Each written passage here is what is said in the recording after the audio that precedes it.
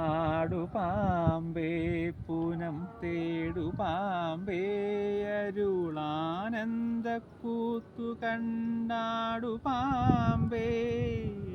ആടുപാമ്പേ പൂനം തേടുപാമ്പേ അരുളാനന്ദ കൂത്തു കണ്ടാടുപാമ്പേ തിങ്കളും കൊന്നയും ചൂടുമീശൻ പദ പങ്കജം ചേർന്നു നിന്നാടുപാമ്പേ തിങ്കളും കൊന്നയും ചൂടുമീശൻ പദ പങ്കജം ചേർന്നു നിന്നാടുപാമ്പേ.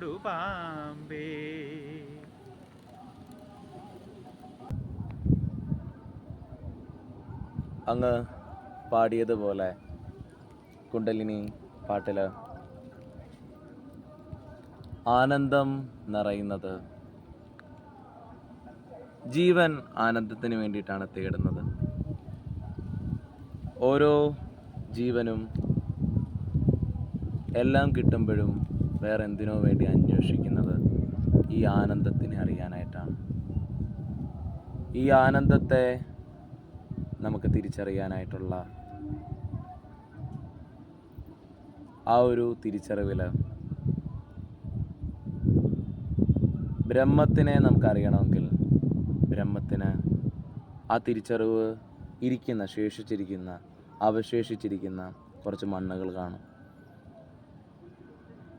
ആ മണ്ണിനെ പ്രത്യേകിച്ച് അത് ഇൻറ്റൻസീവായിട്ട് സീക്കേഴ്സിന് വേണ്ടി അത് തുറക്കപ്പെട്ടിരിക്കുക. ആ മണ്ണ് എപ്പോഴും പ്രകൃതി അതിനെ സംരക്ഷിച്ചു വെച്ചിരിക്കുക. ഊർജത്തെ ആത്മാർത്ഥമായി ആ ആനന്ദത്തെ അറിയാനായി സഞ്ചരിക്കുന്ന, ഇതൊന്നുമല്ല യാഥാർത്ഥ്യത, എന്തോ ഒരു യാഥാർത്ഥ്യതയിൽ ഞാൻ തേടുന്നുണ്ടെന്നുള്ള ആ വശതയെ അറിയുകയും ആ വശതയിൽ എത്തുകയും ഏതെങ്കിലും ഗുരുമുഖത്തോടു കൂടി തന്നെ മാർഗം തുറക്കപ്പെടുന്നൊരു സ്ഥലം പറഞ്ഞു കൊടുക്കുകയും അവരവിടെ വരികയും അവർ പൂർണ്ണമായിട്ട് ബോധോദയം നേടുന്ന ഒരു വ്യക്തികളായി തീരും.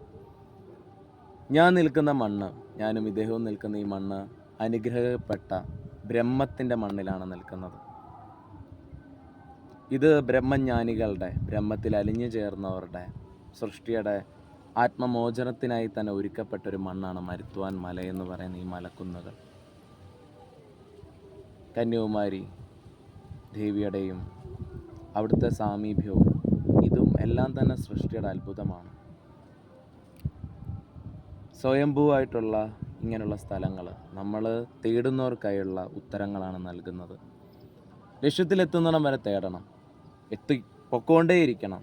എവിടെയെങ്കിലും ഒരു നിമിഷം നമ്മളിൽ ഒരു അടിയടിക്കും. ആ അടിയിൽ നമ്മൾ ഈ തേടൽ നിർത്തും. നമ്മുടെ എന്തിനെയാണോ നമ്മൾ അന്വേഷിച്ചുകൊണ്ടിരുന്നത് അതും നമ്മളും ഒന്നായി ചേരുന്ന ഒരവസ്ഥ ഉണ്ടാകും. ഇപ്പം മനുഷ്യനെ സംബന്ധിച്ച് നോക്കുമ്പോൾ രണ്ട് ചിന്തകളാണ്. ഒന്ന്, നമ്മൾ ചിന്തിക്കുന്നതിൻ്റെ ശരിവശതയും അതിനെ ആലോചിച്ചുകൊണ്ടിരിക്കുന്ന ഒരു പ്രക്രിയയായിരിക്കും കടന്നു പോകുന്നത്. നമുക്കറിയാം, ഒരു കാര്യം ചെയ്യുമ്പോൾ പോലും രണ്ടാമതൊരു ചിന്ത ഉണ്ടാകും, അല്ലെ അതിനെക്കുറിച്ചുള്ള വിലയിരുത്തലുണ്ട്. പക്ഷേ ഒരു സമചിത്തതയുമായി യോജിച്ച് കഴിഞ്ഞാൽ എന്നും ആനന്ദത്തിൽ നിലനിൽക്കാൻ പറ്റുന്ന ഒരവസ്ഥയെ നമ്മൾ സമാധി എന്ന് വിളിച്ചു. തൈക്കാടയ്യർ, ദ ഗ്രേറ്റ് യോഗി, മഹായോഗിയുടെ 2 ശിഷ്യന്മാരാണ് നാരായണ ഗുരുദേവനും അതേപോലെ തന്നെ ചട്ടമ്പി സ്വാമികളും. നാരായണ ഗുരുദേവൻ 7 വർഷം ഈ ഭൂമിയിൽ തപസ് ചെയ്ത മണ്ണാണ്. ഈ ഒരു മണ്ണിൽ അദ്ദേഹത്തിൻ്റെ ഊർജം വളരെ വലിയ രീതിയിൽ തന്നെ, ഒരു യോഗി ഒരു കല്ലിലാണ് പ്രതിഷ്ഠ ചെയ്യുന്നത്. എന്നാൽ ഒരു യോഗി ഒരു കല്ലിൽ എത്രത്തോളം കാലം അവർ ഊർജം കൊണ്ട് ആ സ്വീകരിച്ച ഊർജത്തെ ഇവിടെ എത്രത്തോളം നിക്ഷേപിക്കപ്പെട്ടിട്ടുണ്ടെന്നുള്ളത് നമ്മൾ മനസ്സിലാക്കണം. ആ ഊർജത്തെ ഇന്നും ഇനി നമുക്കല്ല, നമുക്ക് ശേഷം വരുന്ന 2000 വർഷങ്ങൾക്ക് ശേഷം വരുമ്പോഴും ഈ മലയുണ്ടാവും. നമ്മളിവിടെ ഇല്ലെങ്കിലും ഇതിൽ അവർക്ക് ഉപയോഗിക്കാൻ പറ്റും. അങ്ങനെ ഒരു കാലഘട്ടത്തിൽ വന്ന ഒരാളെന്നുള്ള രീതിയിൽ ഈ തിരിച്ചറിവിൻ്റെ പുറത്ത് ഞാനും സംസാരിക്കുന്നു. ഇത് സാധ്യതയാണ് നിങ്ങൾക്കുള്ള, ഈ മല സാധ്യതയാണ്. ഇത് നാരായണ ഗുരുദേവനുണ്ടായ അനുഭവം. നാരായണ ഗുരുദേവൻ ഈ മലയിലിരുന്നു കൊണ്ട് ശിവനെ ദർശിക്കുകയോ മുരുകനെ ദർശിക്കുകയോ അദ്ദേഹത്തിൻ്റെ ജ്ഞാനോദയം വരികയോ ഒന്നും, അദ്ദേഹം എല്ലാം പറഞ്ഞു. അദ്ദേഹം ഗുരു തുല്യമായി തന്നെ തീർന്നു. ഇനി മറ്റുള്ളവർക്ക് അദ്ദേഹത്തിന് ആ ബോധോദയം കൊടുക്കുക എന്നുള്ളതാണ് ലക്ഷ്യം എന്നുള്ളത്, ശിഷ്യ പരമ്പര ഉണ്ടാക്കുക എന്നുള്ളതാണ് അദ്ദേഹത്തിൻ്റെ മാർഗം. അദ്ദേഹം ഇവിടെ നിന്ന് സ്വീകരിച്ചതെല്ലാം തന്നെ അദ്ദേഹത്തിൻ്റെ മാത്രമായതല്ല. അദ്ദേഹം എക്സ്പീരിയൻസ് ചെയ്യിപ്പിച്ചു, മറ്റുള്ളവരെ അനുഭവിപ്പിച്ചു. കുറേ സന്യാസിമാരെ മുക്തിപ്പെടുത്തി. സന്യാസം കൊടുത്ത് മോചനപ്പെടുത്തി.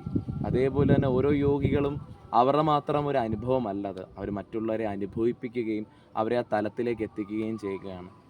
ഇവിടെ ഒന്നും വരുമ്പോൾ ഒരു പ്രിപ്പറേഷൻ നമുക്ക് ആവശ്യമില്ല, ഒരു മന്ത്രം വേണ്ട, ഒരു തന്ത്രം വേണ്ട, ഒന്നും വേണ്ട. നമ്മുടെ നേർക്കാണ് എനർജി ഫോഴ്സ് വന്ന് അടിക്കുന്നത്. ആ എനർജിയാണ് നമ്മൾക്ക് ഒരു യോഗിയെ സംബന്ധിച്ച് നോക്കുമ്പോൾ സമാധി പോകാനും പറ്റുന്ന ഒരു മണ്ണാണിത്. എന്ന് വെച്ചാൽ നേരെ സഹസാരയിലേക്കാണ് ഊർജ്ജം പൊങ്ങുന്നത്. ഇത് സാധ്യതയാണ്.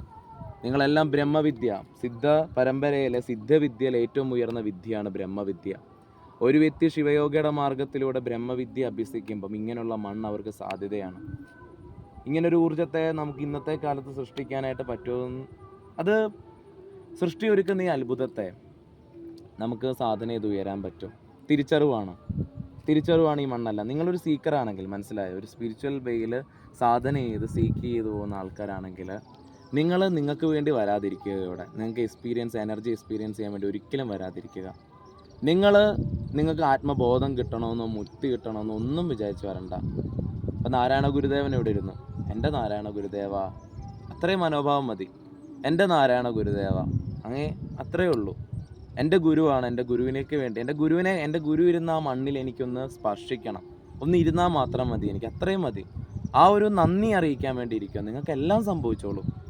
നിങ്ങളുടെ സർവ്വ ഈഗോയും പോയി, നിങ്ങളുടെ വൃത്തികെട്ട ചിന്തകളെല്ലാം നശിച്ചു, നിങ്ങളുടെ എൻലൈറ്റ്മെൻറ്റും പോയി, മുക്തിയും പോയി, എല്ലാം പോയി.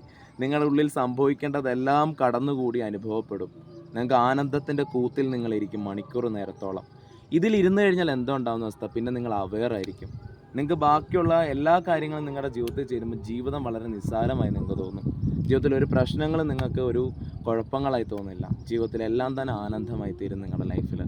ആ സ്റ്റേറ്റിനെ അനുഭവിക്കാൻ ഈ മണ്ണെല്ലാം തന്നെ നിങ്ങളുടെ ആത്മമോചനമാണ്. എല്ലാ ജീവനും പോകുന്നത് ആത്മമോചനത്തിലേക്കാണ്. അതിനുവേണ്ടിയുള്ള പല ജന്മങ്ങളായി കൂട്ടുന്ന ഓർമ്മകളുടെ വ്യാപ്തി കൊണ്ടാണ് തിരിച്ചറിവ് ഉണ്ടാകുന്നത്. എന്നാൽ ഗുരുക്കന്മാർ ഒരുക്കി വെച്ചിരിക്കുന്ന, സൃഷ്ടി ഒരുക്കി വെച്ചിരിക്കുന്ന ഈ മണ്ണെല്ലാം തന്നെ ഒരു വ്യക്തി തേടുമ്പം അവർക്ക് ഉത്തരമില്ല എന്ന് പറയരുത്.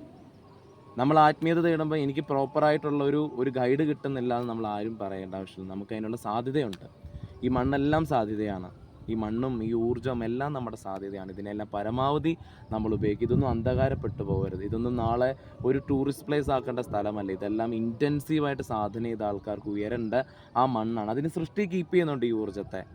ഇവിടെ അങ്ങനെയാണ്, നശിപ്പിക്കപ്പെടാത്ത എന്തുണ്ടോ അത് ബ്രഹ്മമാണെന്ന് പറയും.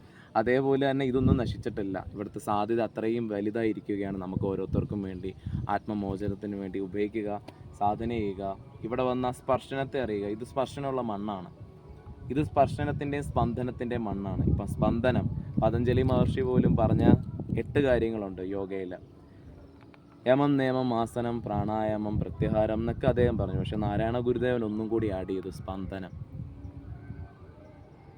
സൃഷ്ടിയുടെ അടിസ്ഥാനത്തെ നമ്മൾ മനസ്സിലാക്കുന്നത് സ്പന്ദനത്തിലൂടെയാണ്. ഒരു വ്യക്തിക്ക് ജ്ഞാനത്തിനേക്കാട്ടിലുപരി ആ ജ്ഞാനം അനുഭവമാവണം. അനുഭവത്തിൽ നിന്ന് വിവേകം സംഭവിക്കുമ്പോഴാണ് ആത്മീയത തീവ്രമായി നമ്മളിലേക്ക് എത്തിച്ചേരുന്നത്.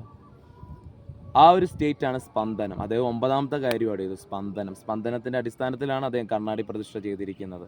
ശക്തി ഉണ്ടെങ്കിലേ നമുക്ക് തിരിച്ചറിയാൻ സാധിക്കുള്ളൂ. കുണ്ടലിനി പാട്ട് ഇതിൻ്റെ അടിസ്ഥാനമാണ്. വെയിലിൻ്റെ പ്രതിഷ്ഠ ഇതിൻ്റെ അടിസ്ഥാനമാണ്. കുണ്ടലിനി ഉയരുമ്പോഴാണ് ഒരു വ്യക്തിക്ക് തിരിച്ചറിവുണ്ടാവുന്നത്. വെയിൽ പ്രതിഷ്ഠ ചെയ്തതിൻ്റെ അടിസ്ഥാനത്തിലാണ്. ഇതെല്ലാം തിരിച്ചറിവുകളാണ്. നമ്മുടെ മോചനത്തിന് വേണ്ടി ഉള്ള തിരിച്ചറിവ് പ്രക്രിയകളാണ് ഇതെല്ലാം തന്നെ. അപ്പം ഈ മണ്ണിൽ നിന്ന് കിട്ടിയ ജ്ഞാനമാണ്.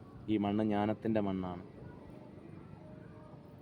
ഇതാണ് ഇതിൻ്റെ സാധ്യതയും, ഇതാണ് ഇതിൻ്റെ അടിസ്ഥാന രീതിയും. ഈ ഇടയ്ക്ക് ഞാൻ കണ്ട 2 അത്ഭുതങ്ങളിലെ ഒരത്ഭുതമാണ് തിരുവണ്ണാമല.